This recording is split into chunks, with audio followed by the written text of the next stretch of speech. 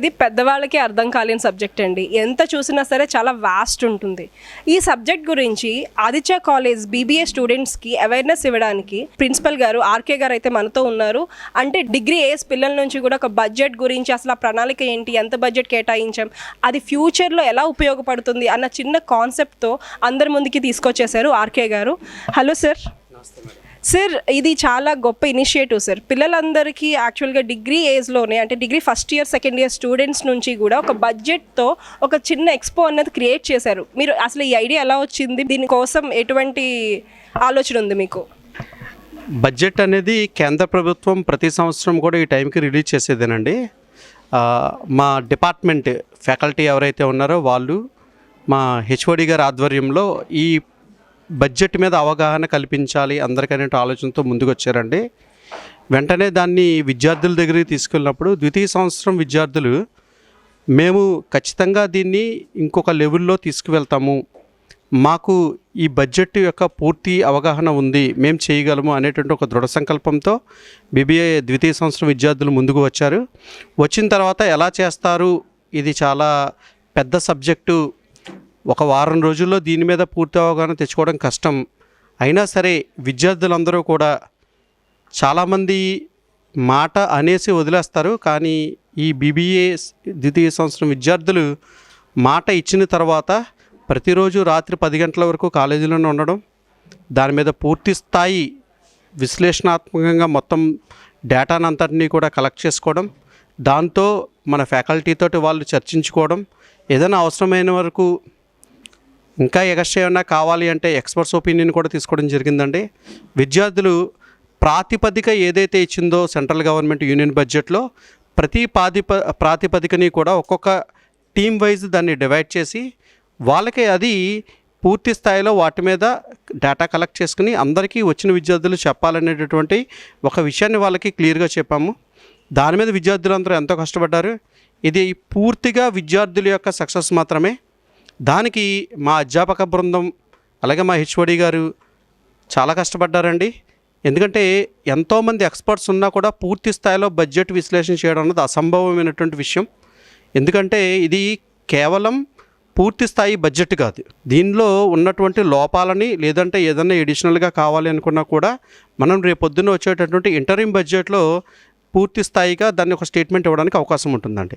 అందుగురించి దీని మీద ఇప్పటి నుంచి కూడా విద్యార్థి దశలోనే వీళ్ళకి అవగాహన కల్పిస్తే రేపు అన్న రోజు బీబీఏ విద్యార్థులు కానీ లేదంటే ఏదైనా డిగ్రీ చదివే విద్యార్థులు కానీ ఏదైనా సంస్థలు స్థాపించినా లేదు ఒక పెద్ద ఉద్యోగంలో వాళ్ళు సెటిల్ అయినా వాళ్ళ మీద పడేటటువంటి రుణభారం ఎంతవరకు ఉండొచ్చు, లేదా సంస్థ స్థాపించినప్పుడు వారికి ఏ స్కీముల ద్వారా డబ్బులు వచ్చేటటువంటి అవకాశం ఉంది. ఇప్పటికీ కేంద్ర ప్రభుత్వం ముద్రా లోన్స్ని ప్రచారం చేస్తూనే ఉందండి, కానీ ఎన్ని బడ్జెట్లో ఎంత బడ్జెట్ అలొకేట్ చేసినా పూర్తి స్థాయి వినియోగం జరగడం లేదు. దీని మీద కూడా విద్యార్థులకు మేము పూర్తి స్థాయి విశ్లేషణ అన్నది చేయించడం జరుగుతుందండి. అలాగే ఏకైక రాష్ట్రం క్యాపిటల్ లేకుండా ఉన్నటువంటి రాష్ట్రం మందే, దానికి కూడా ఇవాళ 15,000 కోట్లు ఈ సంవత్సరం అన్నది బడ్జెట్ ఇవ్వడం జరిగింది.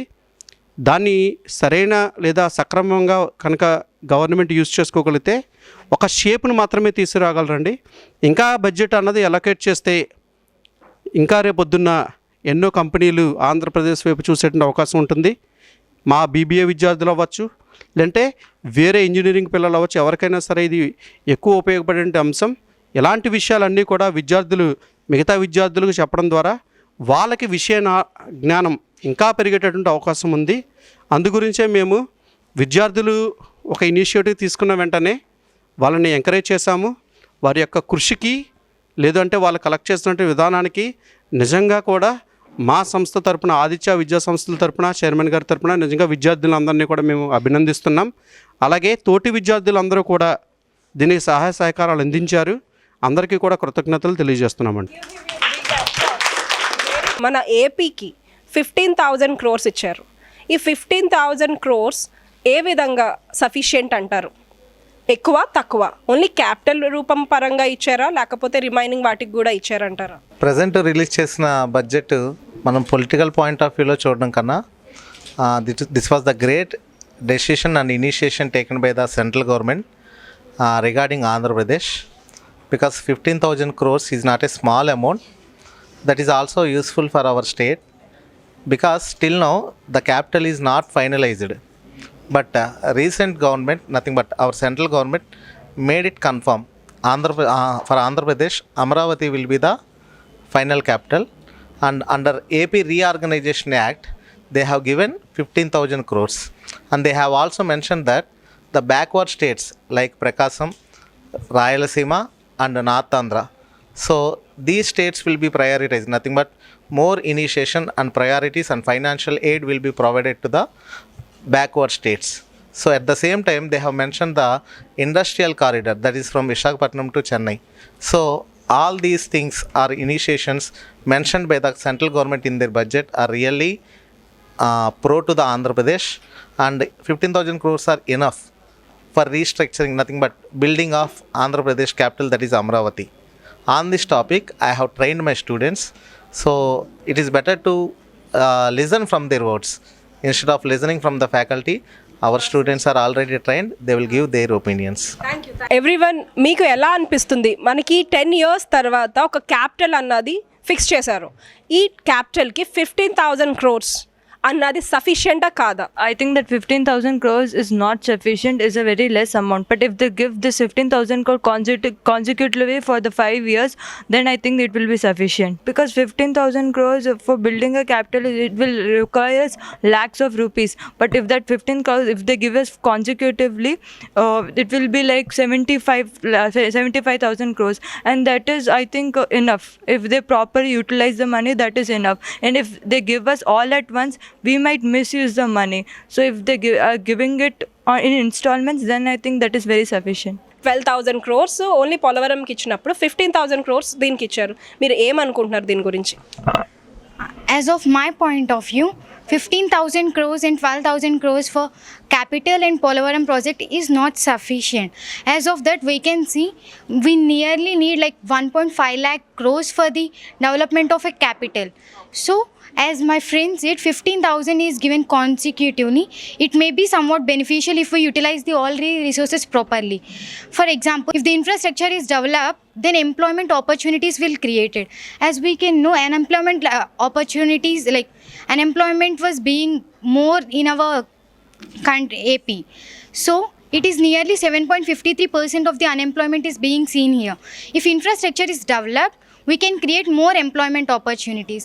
And even under employment linked incentive in the schemes, we can see that nearly if an employer creates more than 2 or 5 employees, he'll get the benefit of reimbursement towards his EPFO contribution. So it will be beneficial for the organizations, for both the employees and employees by the infrastructure development. So if the 15,000 crores allocated consecutively and use it properly, it will be helpful for creating more employment. And even government is like said 2,500 crores for establishment of medical colleges and educations, which will help to establish more medical colleges, which will help to establish more healthcare services too. Thank you. Okay, very nice. And next, మీరైతే ఆ 15,000 crores-తో ఏం చేయగలరు? మీ opinion. 15,000 crores అనేవి మనకి సరిగా ఉపయోగపడవు. ఎందుకంటే పోలవరానికే 12,000 కోట్లు ఇచ్చినప్పుడు 15,000 కోట్లు ఒక అమరావతిని ఎలా బిల్డ్ చేస్తారు? చేయలేరు. కానీ సమ్టైమ్స్ ఎందుకంటే 15,000 కోట్లు ఒక అమరావతికి మనకి బిల్ చేయడానికి ఇచ్చినప్పుడు ప్రతి సంవత్సరం 15,000 కోట్లు ఇస్తే కనుక మనకి 75 లక్షల కోట్లు అవ్వచ్చు. సో మనం అమరావతిని బిల్ చేసుకోవాలంటే, మనకి అమరావతి పూర్తిగా బిల్డ్ అవ్వాలంటే ప్రతి ఒక్కరికి ఎంప్లాయ్మెంట్ కూడా వస్తుంది అమరావతి ద్వారా ఎంప్లాయ్మెంటే కాదు, లేబర్ పీపుల్స్ ఎవరైతే ఉన్నారో వాళ్ళకి కూడా ఎంప్లాయ్మెంట్ అనేది కూడా పెరుగుతుంది. అది డైలీ వేజెస్ కింద కావచ్చు, మంత్లీ వేజెస్ కావచ్చు, యాన్యువల్ బేసిస్ కావచ్చు. వాళ్ళ సరిపడా వస్తాయి కాబట్టి అమరావతిని బిల్ చేసుకోవాలి. అలాగే మన బడ్జెట్లో ఇంకోటి కూడా ఇచ్చారు, ఏంజల్ ట్యాక్స్. ఏంజల్ ట్యాక్స్ అంటే ఏంటంటే ప్రతి ఒక్కరూ కొత్తగా ఎవరైతే స్టార్ట్ చేయాలనుకుంటున్నారో కంపెనీస్ని, వాళ్ళకి ఏంజల్ ట్యాక్స్ అనేది ఉండదన్నమాట.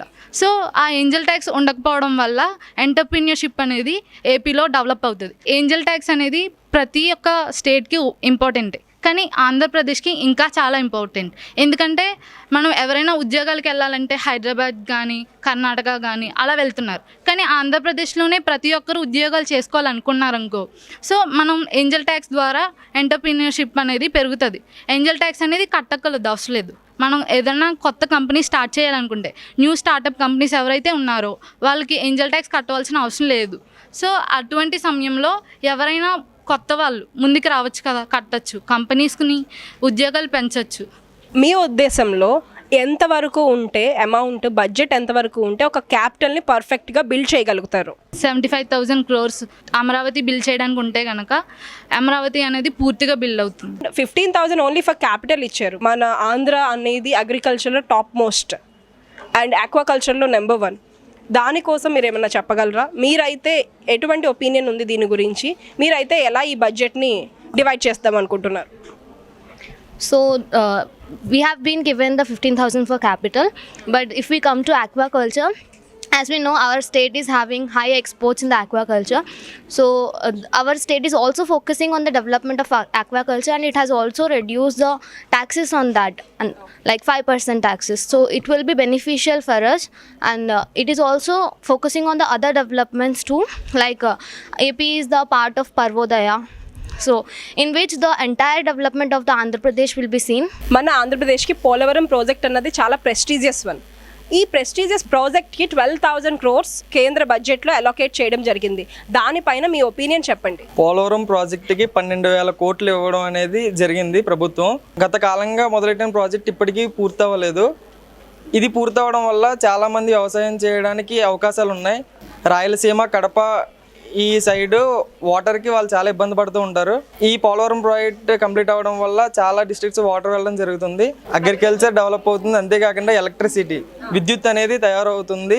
పోలవరం అనేది ఒక డ్రీమ్ ప్రాజెక్ట్ అందరికీ. అందువల్ల ప్రభుత్వం మెయిన్గా పోలవరం మీద ఫోకస్ చేసింది. అందువల్ల 12,000 కోట్లు పోలవరంకి ఇవ్వడం జరిగింది. ఎట్టి పరిస్థితుల్లోనూ ఈ 5 yearsలో ఈ పోలవరం ప్రాజెక్ట్ అన్నది కంప్లీట్ చేసేయాలి అన్న ఉద్దేశంతో ఇచ్చారు. దీనివల్ల కంప్లీట్ ఎంప్లాయ్మెంట్ కానీ అగ్రికల్చర్ డెవలప్ అయితే ఆటోమేటిక్గా ఎంప్లాయ్మెంట్ కూడా డెవలప్ అవుతుంది.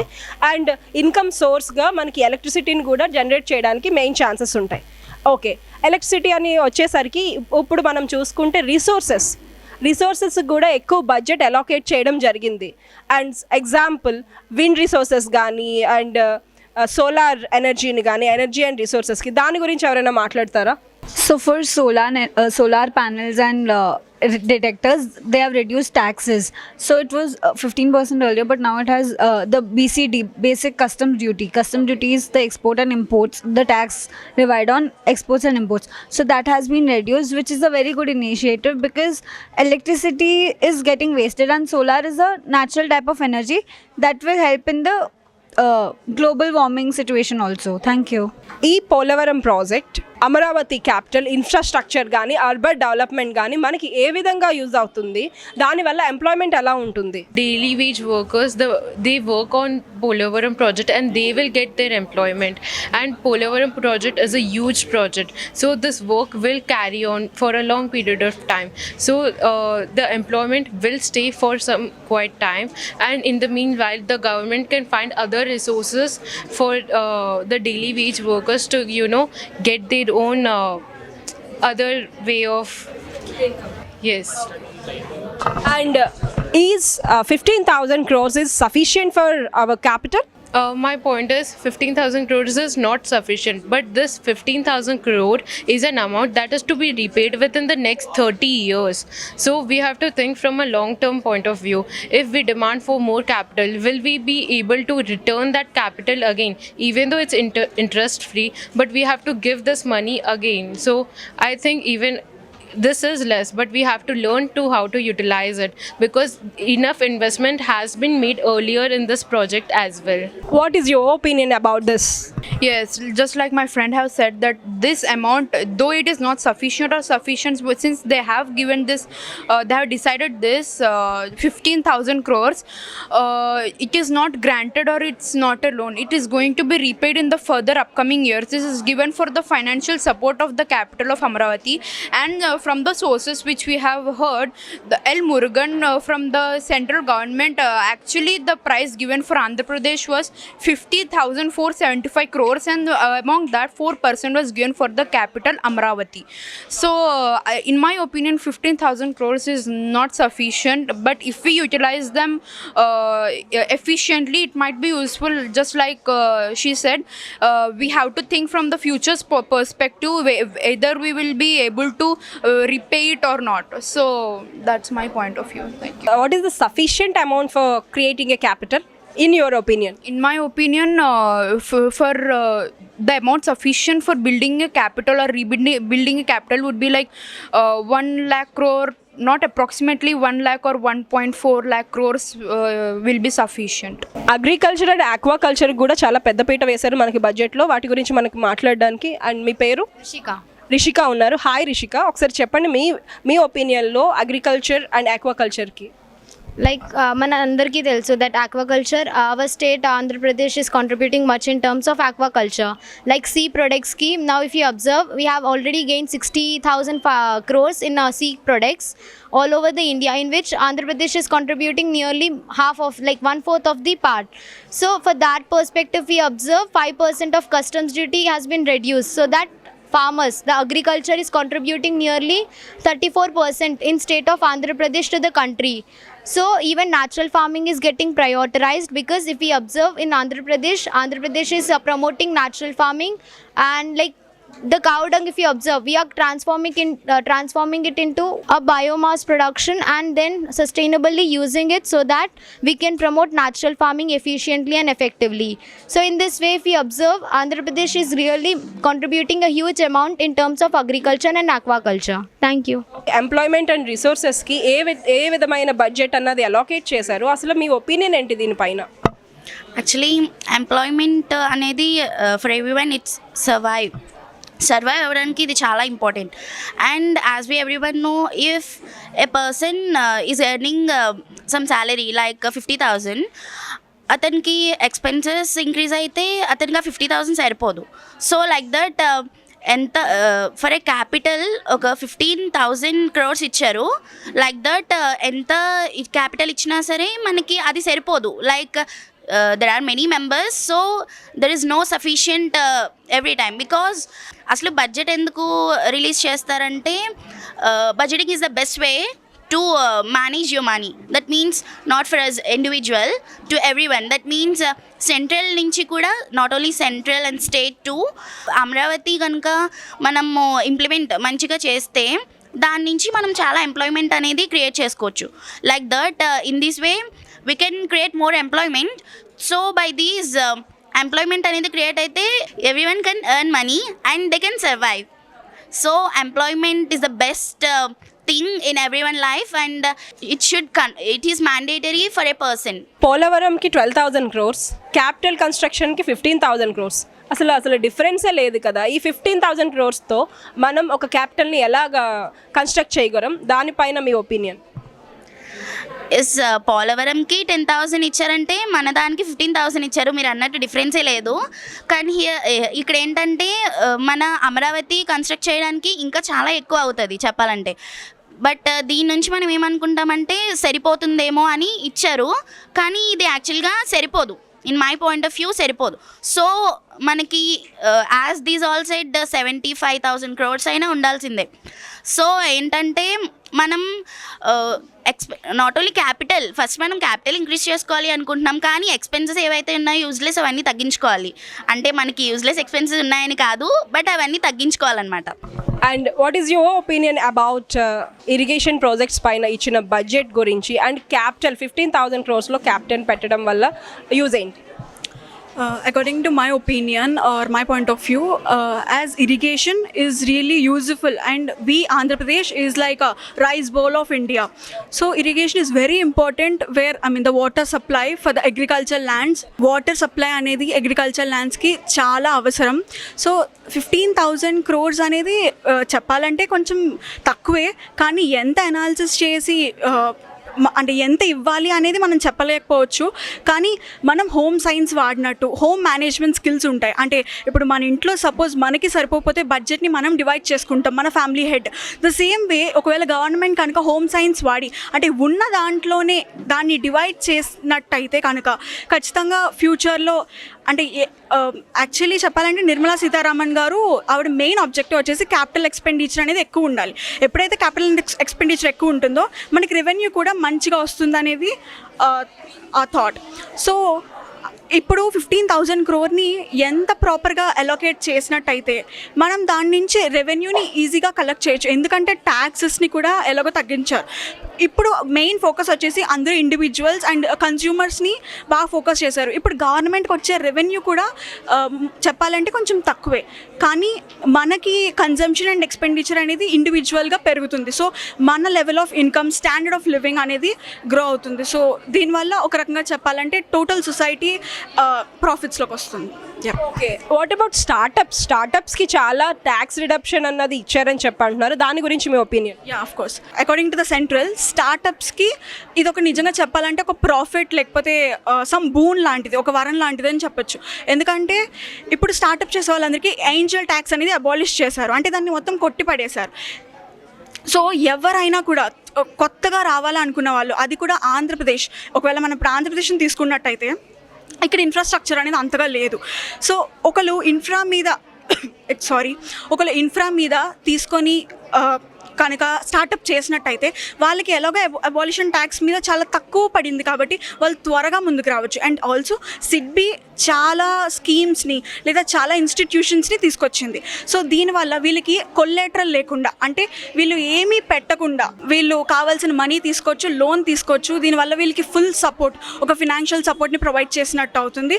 సో స్టార్టప్ అసలు నార్మల్గా చెప్పాలంటే మనీ ఫ్లో ఉన్నది అంటే కనుక అదొక సైకిల్ లాంటిది. సో ఎప్పుడైతే స్టార్టప్ జరుగుతుందో ఎంప్లాయ్మెంట్ పెరుగుతుంది, ఎంప్లాయ్మెంట్ పెరిగితే మనీ ఫ్లో ఉంటుంది, స్టాండర్డ్ ఆఫ్ లివింగ్ పెరుగుతుంది. So it's a cycle. So definitely they gonna be a profit. Yes, exactly అండి. యాక్చువల్గా ఒక సాఫ్ట్వేర్ ఎంప్లాయ్ అంటే వలసలు ఎక్కువైపోయినాయి. హైదరాబాద్ కానీ, బెంగళూరు కానీ, అటు సైడ్ పూణే కానీ, అలా మొత్తం కంప్లీట్గా డివైడ్ అయిపోతున్నారు తప్ప మనకంటూ ఒక క్యాపిటల్ వస్తే, మనకు ఆల్రెడీ క్యాపిటల్ అలోకేట్ చేశారు కాబట్టి అమరావతిలో కనుక ఈ కంప్లీట్ స్టార్టప్స్కి ఇంపార్టెన్స్ కనుక ఇచ్చి ఉంటే మాత్రం కంపల్సరీ ప్రతి ఒక్కళ్ళు ఇంకా హైదరాబాద్లో జాబ్ చేస్తున్నాను, బెంగళూరులో జాబ్ చేస్తున్నాను అనుకుంటా ఆంధ్రాలో అమరావతిలో జాబ్ చేస్తున్నానని గర్వంగా చెప్పుకోవచ్చు. Exactly. Yes, okay, what is your opinion about this? అంటే దేనికి ఇన్ఫ్రాస్ట్రక్చరా లేకపోతే మొత్తం కంప్లీట్ బడ్జెట్ గురించి మనకి ఆంధ్రాకి ఏ విధంగా యూజ్ అవుతుంది ఈ బడ్జెట్ అనేది? అంటే లైక్ మనకి సెంట్రల్ గవర్నమెంట్ 15,000 crores అలాట్ చేశారు. ఇప్పుడు ఫర్ సపోజ్ 15,000 crore అలాట్ చేసిన ఒక చూడాలంటే హిస్టారికల్గా చూడాలంటే రిమైనింగ్ స్టేట్స్ మీద కంటే ఒక హిస్టారికల్ చూస్తే వాళ్ళకి 1.5 నుంచి 2 crores వరకు వాళ్ళకి ఇచ్చారు. 2 lakh crores అలా ఇచ్చారు. అంటే ఇప్పుడు మన స్టేట్ అంటే వాళ్ళకంటే ఇంకా పెద్దది. అప్పుడు ఏంటంటే మనకి 15,000 crore ఇచ్చినా కూడా చాలా తక్కువ. అంటే మనకి అన్నిటికీ లైక్ గ్రౌండ్ బేస్ అయినా, లేకపోతే ఎంప్లాయ్మెంట్ అయినా, లేకపోతే అగ్రికల్చర్ అయినా, దేని బేస్ అయినా మనకి తక్కువే పడుతుంది. ఇప్పుడు అది పర్ ఇయర్కి అలా అలాట్ చేస్తేనేమో మనం కొంచెమైనా ఇంక్రీజ్ అవ్వచ్చు.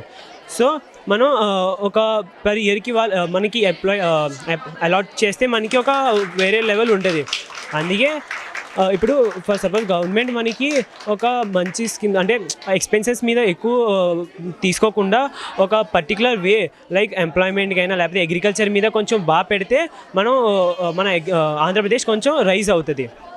ఇంకోటి ఏంటంటే మన Andhra Pradesh maximum 60% is based on agriculture. So మనం మెయిన్ అగ్రికల్చర్ ఎక్విప్మెంట్స్ అయినా లేకపోతే అగ్రికల్చర్ బేస్డ్ అంటే ఎక్కువ మంది ఎంప్లాయ్మెంట్ కన్నా అగ్రికల్చర్ మీద బేస్డ్ ఉంది. ఇంకోటి ఏంటంటే మన ఆంధ్రప్రదేశ్ రైస్ బౌల్ అని కూడా ఒక పేరు ఉంది. అంటే ఏంటంటే అగ్రికల్చర్ మీద మనకు ఒక పేరు ఉంది. అంటే మనం అగ్రికల్చర్ మీద కూడా కొంచెం మెయిన్ చూడాలి, not only employment but also our agriculture.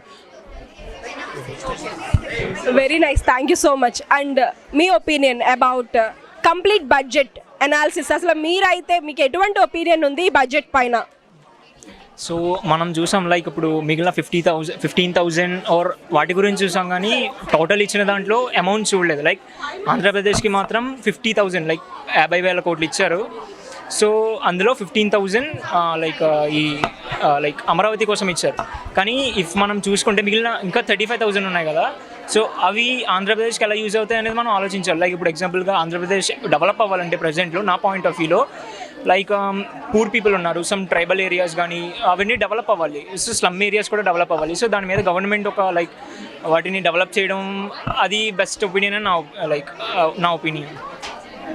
Thank you so much. మీరు మాట్లాడతారా బడ్జెట్ గురించి? కంప్లీట్ బడ్జెట్ అవేర్నెస్ ఎలా అనిపిస్తుంది మీకు? బడ్జెట్ ఈసారి మనకి ఆంధ్రప్రదేశ్కి ఎక్కువగానే ఇచ్చారు. ఇప్పుడు ఇచ్చే బడ్జెట్స్ కంటే ఈసారి ఆంధ్రప్రదేశ్కి బీహార్కి బాగా ఎక్కువ ఇచ్చారని విమర్శలు వస్తున్నాయి. కానీ దానికంటే మనం వ్యాపారం వాణిజ్యాల గురించి మాట్లాడుకోవడం బెటర్.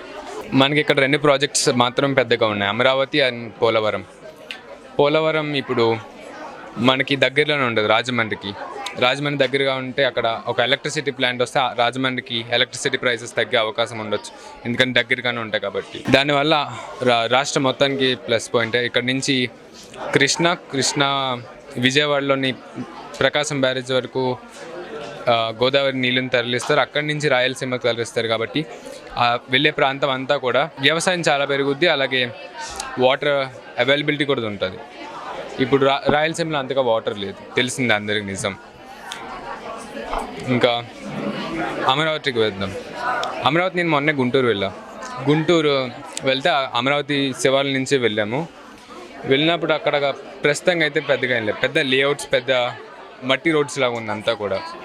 కాబట్టి ఇప్పుడు ఉన్నదంతా కూడా మళ్ళీ స్టార్టింగ్ నుంచి పునాదులు వేయడం, లేదంటే చిన్న ఇన్ఫ్రాస్ట్రక్చర్స్ పనికొస్తారు. కానీ ఇది 3 సంవత్సరాలు పడతా అంటున్నారు. మరి ఒక నగరం తయారు చేయడం చాలా కష్టం. ఆ నగరం అది కూడా ఎంత పెద్దగా, విజయవాడ కన్నా పెద్దగా ఉంది లేఅవుట్ ప్రకారం అయితే. 1 lakh crore rupees it takes. ఎందుకంటే అలాంటి ప్రాజెక్ట్ ఒకటి చండీగఢ్ ఇప్పుడు ఎవరికి తెలియదు, కానీ చండీగఢ్ ఒకప్పుడు ఉండేదే కాదు నగరం. సడన్గా పంజాబ్ను పాకిస్తాన్కి ఇండియాకి సెపరేట్ చేసినప్పుడు చండీగఢ్ నగరాన్ని పంజాబ్కి రాజధానిగా పెట్టారనుకున్నాను. అప్పటి నుంచి ఇప్పటిదాకా నగరం ఎంతో పెద్దగా సక్సెస్ఫుల్గా నడుస్తుంది. యాక్చువల్గా ఇచ్చిన 15,000 crores అయితే ఒక క్యాపిటల్ మహానగరాన్ని అయితే నిర్మించడానికి అయితే సరిపోదు అని చెప్పేసి మన స్టూడెంట్స్ అందరి ఒపీనియన్. అండ్ ఇది కనుక ఎవ్రీ ఇయర్ కూడా ఈ 15,000 crores అన్నది ఎవ్రీ ఇయర్ వాళ్ళు చేస్తూ ఉంటే అప్పుడు ఏదైనా మనం ఒక కంప్లీట్ క్యాపిటల్ని నిర్మించుకోవచ్చు అని ప్రతి ఒక్కళ్ళ ఒపీనియన్. అండమాన్ అండ్ నికోబార్ అమ్మాయి మన బడ్జెట్ గురించి మాట్లాడుతుంది, అది కూడా హిందీలో మాట్లాడతారు, కొంచెం అడ్జస్ట్ చేసుకోండి.